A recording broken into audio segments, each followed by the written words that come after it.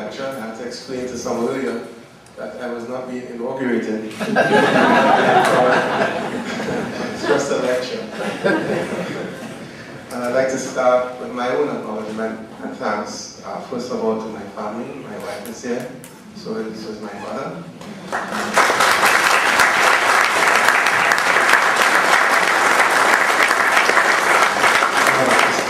My kids are away, one of them is at school, and I know that they're here in spirit.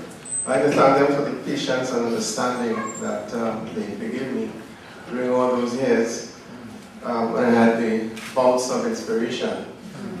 And we'll be coming home 7 o'clock at night, and by 9 o'clock I'm back on the computer until 1.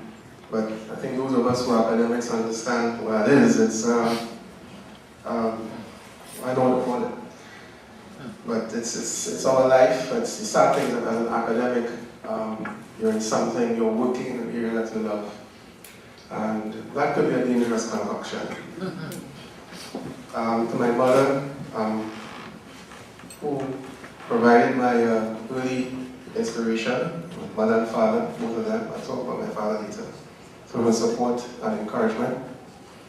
My faculty colleagues, Professor Sinclair King, who just spoke, who was, and still is, my mentor. He is Professor Emeritus now, in the Faculty of Engineering.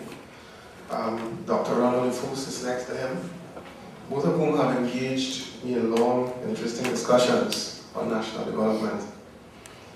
Dr. Manley, who's not here, she's in Barbados on business, and other faculty members who stimulated my quest for better and more effective teaching.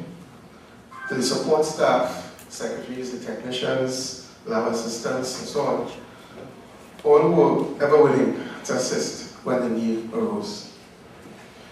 My colleagues in the fan fraternity, particularly the young people you see dressed in black, walking around, who have delayed their potential careers to work on the dream of the 5, which is what stands before you.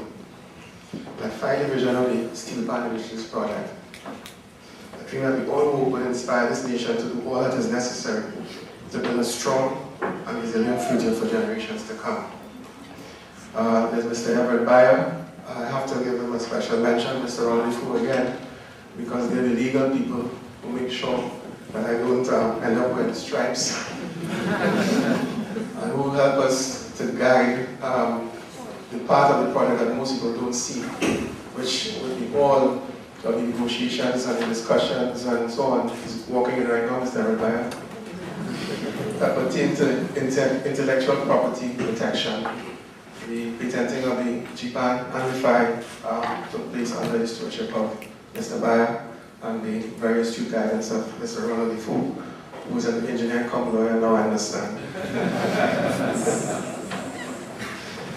Just Murray and all members of the NSSO, that's what General Jessel walked in earlier, for the encouragement and feedback. I tell you, I wish sometimes that Jessel was a technical person, because well, you should see how he drives those guys in the NSSO. And I'd like to make special mention here of Tony Williams, and just ignore that you heard in the newspapers, because years ago, when I started my work in PAN, I attended a workshop in Satna when I was chaired by Mr. Williams, and he had me scurrying for my physics book, because I didn't know what the heck he was talking about. Right? We have to pay homage to these people who, all those who, because they were so motivated, although they were not high school graduates, not university graduates, they found the means to understand what they were doing. Some of them got very, very deep in the science as well. I hope I don't leave out anybody, but this one I can't leave out.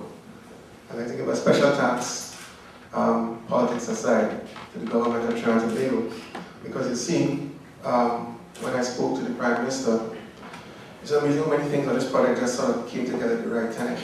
He was looking for a solution, and I was looking for money. and listen. And he provided us with the means to make this journey, which to me is the most important journey of my life.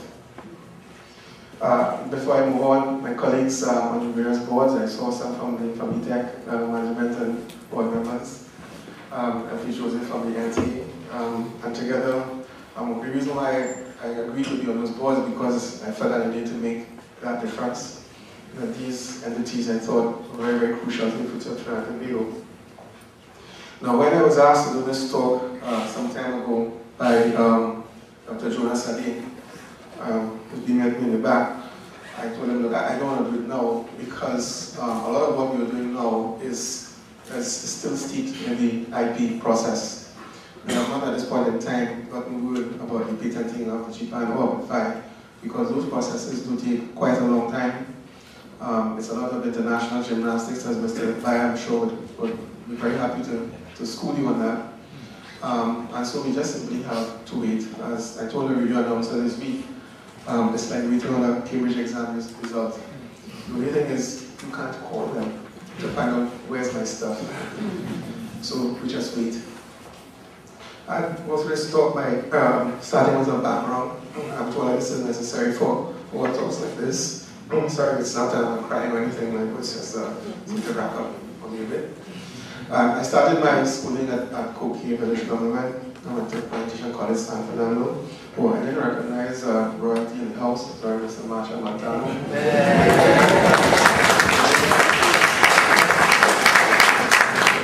And this is somebody I met for a long time because he also took a chance with the school. I know people said all kind of things about that.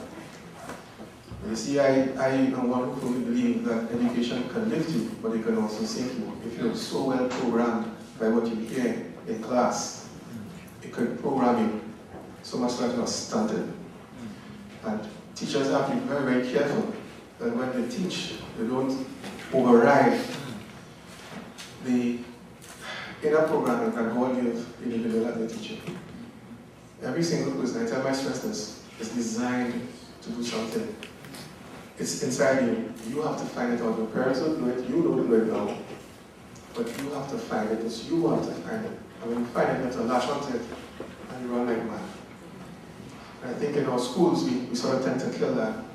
And it's for that, Mr. Montano, I admire the step that you took. Certainly, I think it paid dividends, right? Okay, I'll also talk about my work in the Faculty of Engineering. I did past 3 years, Prof. King indicated, through the Department of Electrical Engineering, the University of Toronto, and the University of Southern California, which was a very interesting experience. Part of my background is rooted in Carnival.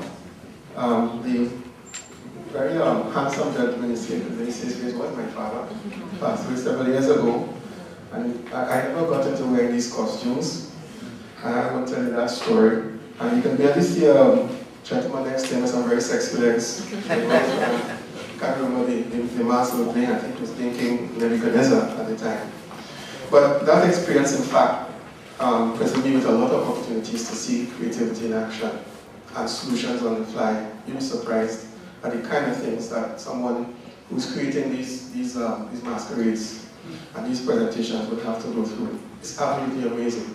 You have to create on the fly, find solutions for the problems, look at the competition, extremely competitive.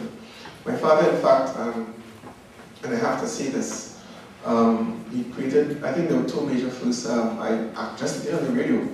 Imagine the fact that in the very first King Queen of the Banners competition, his queen won.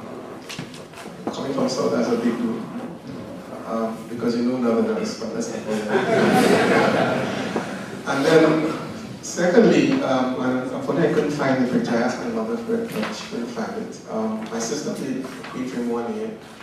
I think the name was Ota Valhalla. It was a Viking costume. It was the very first queen or king costume that was on wheels. Very, very first that I know of. It was just too big for someone to go and carry, quite frankly. Because it was on wheels, it was disqualified. But from the next year, I believe the year after that, they started to allow kings and queens to put wheels on their costumes. So posthumously, I'd like to just recognize that feat. But you see the kind of stuff I'm talking about. Creativity, driven by need, that's where the inventions come from.